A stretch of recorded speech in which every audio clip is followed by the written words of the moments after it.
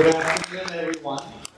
Thank you for having me here this afternoon. I know it's weekend and all of you would like to spend time on your own or with your friends. But to listen to the ideas that we're sharing, I hope I'll be able to give you energy. This afternoon, I'm going to share with you this very interesting topic, why you matter in this new dawn, in the new opportunity, in the new generation that lies ahead of all of us. I'm going to share the story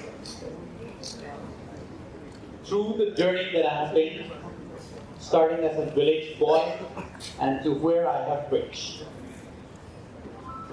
Before I go into the depth of the presentation, I want you to see for yourself and evaluate in these 4 categories, how much percentage of the time are you devoting in each of this?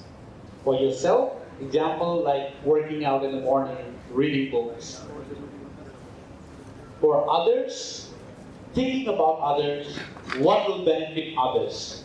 The third, with others, spending maybe gossiping.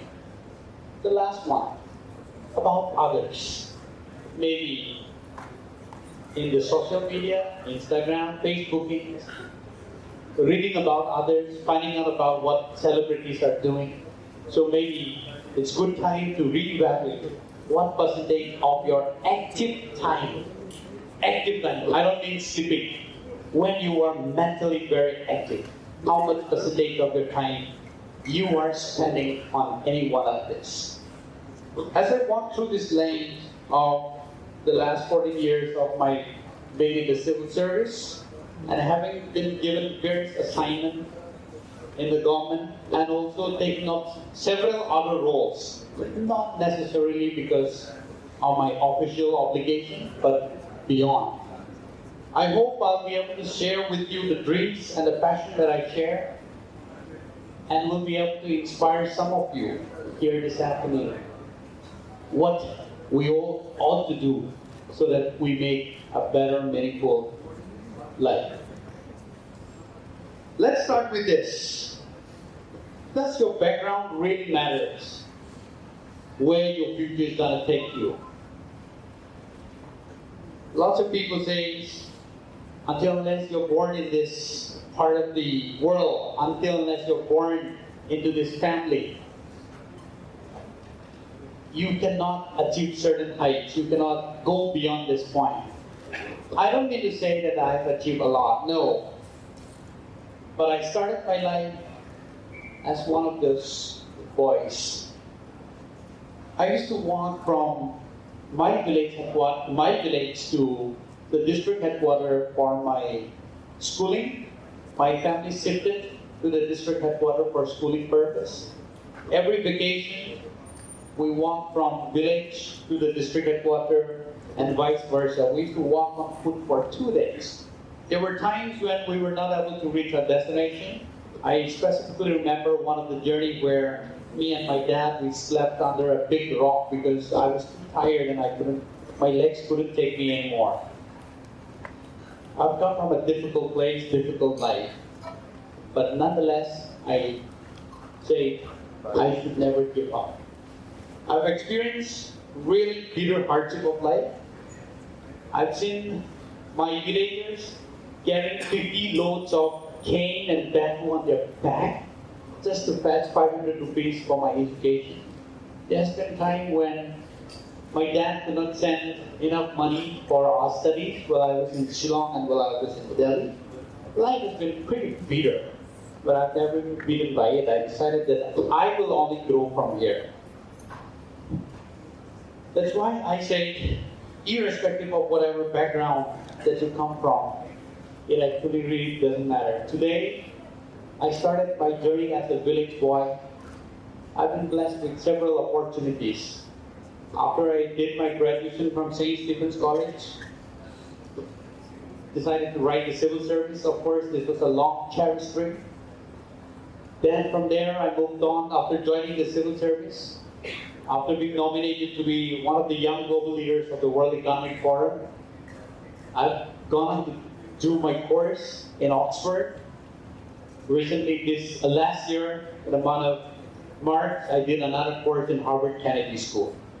So folks, I'm telling you, the first thing is your background actually doesn't really matter. If you feel it matters, it is only to strengthen you, to make you and take you part. That's the first thing I thought I should start with. This is the place where I come from. People walk this road. Sick people are carried on bamboo stretchers to be taken to the nearest hospital. That's how tough life was, and it is still going on. And why was this road construction so important, the so-called People's Road? I've grown up as one of them, so I decided, Armstrong, you got to be creating some impact so that the problems, the pain and the hardship that you have gone through, the generations coming after you, should not go through this. And I believe civil servants, becoming a civil servant, becoming an IAS officer would provide me one of the best opportunities. So when I first came as a young 25 years old subdivisional magistrate of my subdivision, Tuitam subdivision, I held the first meeting of so many of the village authorities and the elders coming together. I asked them, what should we do? They say, sir, you are an IAS officer, you came walking today. We've been walking this road, these villages for ages, and probably we're gonna die soon. Why don't we do this road? I said, we do not have money for this. And Manipur state being a resource deficit state, the only source of funding is from central government. So I started looking for opportunities. And most of the officials say it's going to take not less than 3 or 5 years. So I say, okay, the choice is before me. Should I wait for 3 years or 5 years? By then, my posting would have been over. Or should I do something on my own? I chose the second option. Whatever I can, let me start. I had little savings, gave that up. I went back to the villagers, challenged them. One old man, 92-year-old man, stood up. Sir, I'm going to give my 5 month salaries. I say, how are you employed? I get 200 rupees a month as an old age pension from the government. I'm going to give you my 5 month salaries. And that's how we started this. And on the day of inauguration, you have it, you see it. A village which never saw vehicle had more vehicles than the number of villagers on the day of inauguration, on the 17th of February 2013. We were able to give this road to the villagers. That's on the end. The best thing is happening, if you can slightly play the video. Today, the government has called this a National Highway 137. Yeah, so this is the newest national highway in the country. Government has given 3,200 crore to make this a new national highway. Next, I try my best to spot opportunities wherever I am. As I was visiting one of these remotest villages, as I was sitting down to have tea along with one of my friends, there was one girl who came up and was speaking to my friend in pretty good English. So I looked back and say, which class are you studying? She said, sir, I was supposed to give my class 10 exam, but my mom passed away in the summer of 2011, and 2012 December, my dad passed away because out of a snake bite. So I have 6 other siblings to take care of. So I was staying as a maid, as well as I was studying and staying in Kohima in Nagaland. But because I have to take care of my siblings, I had come back without giving class 10 exam.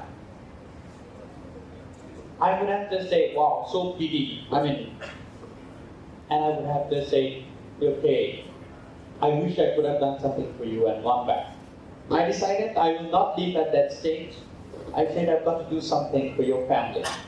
So this is the entire family, you know. I sent the eldest sister, the first one, who was supposed to give class 10 exam, to become a cook in a government school, a government residential school, along with the two sisters to study in class 5 and 6. The two brothers, I sent them to the district headquarters, took care of the schooling. The youngest one was too small to be taken out of village, so one of the sisters stays along with her. You know what is happening to them right now? The eldest one is married and is in the permanent job in the government residential school. One of the sisters is doing her nursing in Narayana Rudalaya in Bangalore. The second brother is in class 12. The youngest one is staying with my elder sister and is studying in the 8th standard.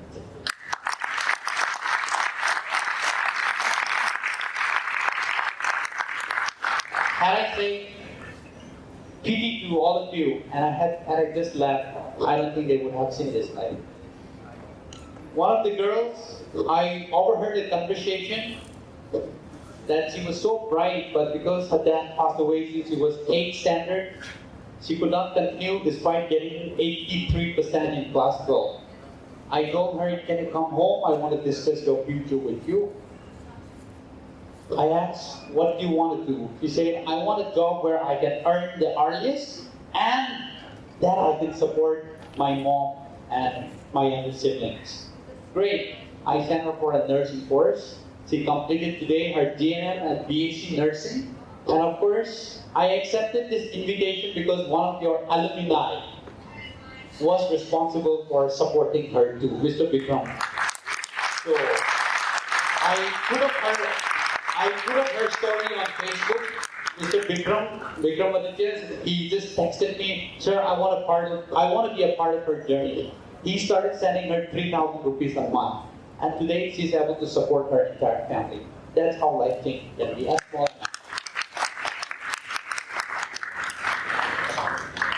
Sometimes life can be very bitter and disappointing. After I came back from phase 2 training in Missouri with all the Harvard model and Oxford model, came back with full of ideas. Came back as the district magistrate. 2 weeks later, I got posted out for some political reason. Moved from my post to a new post. I'm not a sports person.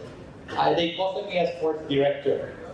I said, what am I gonna do? I don't have any ideas about sport. Disappointed for about 10 days, Subi, very upset, not wanting to attend office. However, I said, Armstrong, this is not the end of your life. You've got to move back, you've got to start again. I realized Manipur, known as the powerhouse of sports for the entire country, I got to capitalize on this. Then I tried to reconnect back to when I was younger. I never get to kick a real football. We used to collect only plastic, tie them together on set ropes, and then you kick around till your foot bleeds. I say, we're gonna start a football school for every damn possible villages. Manipur government did not have sufficient fund, so I decided to reach out to Tata Trust. We were able to set up in 3 months' time 50 grassroots schools to impact the life of 1,500 kids. Tata Trust provided every damn football kits, and I was able to give them to the most rural village kids this opportunity. I just don't give up. I look back into the time that I was younger. I used to view the school, the district collector's office. I used to wonder what the DC must be eating. One day as I was overlooking from my office window, I saw lots and lots of kids. I wanted to give them an opportunity to the brain that I could never get when I was a kid. Because you just cannot walk into DC's office or walk into DC's bungalow. Decided to invite 40 children every second and third Friday to have a sense of how the office functions, to give them a sense of what DC eats. I was able to interact with more than 500 kids over a period of 1 year. Life has been good. I've been given a lot of opportunities. I'm sure you must be knowing him. I've been given a few opportunities to be interviewed by him, to be present in his KBC show. And of course, you must be knowing this lady too, Cheryl Sandberg. Facebook, they sent 3 people to film the entire things that's happening in the roadside. This was in 2019, January, when I was invited to be at the World Economic Forum Davos meeting. Facebook posted a high tea for me. In her own statements, he stated this: God has been good. I've been given a lot of opportunities. The determination that made me strong as a student studying in class 3, walking on a very muddy road, muddy ground, doing mass march. It has always been my dream to make my public ground, my district ground, to be one of the finest ground possible. In 2018, 15 August, this was me. I gave the speech. Can you please play the video? Cut it short. This was me totally drenched together with the students. I say, I'm not gonna be, protected by the umbrella. I'm gonna face the rain together with the students. I made a commitment that in the next 1 year, I'm gonna give you a really, really good ground. I worked really hard towards it. I came to Delhi myself to make presentation in front of the secretaries. Yeah. So this used to be like it. Of course, you'll see more in the videos. This is how the kids had to walk on the wet, muddy ground year after year, including when I was a student. 25 years ago, I was like that. 1 year later, in a company program, I got the whole in 2007. Now, I want you to enjoy the video, the journey that has taken over, and how this ground transformation took place. Please enjoy the video.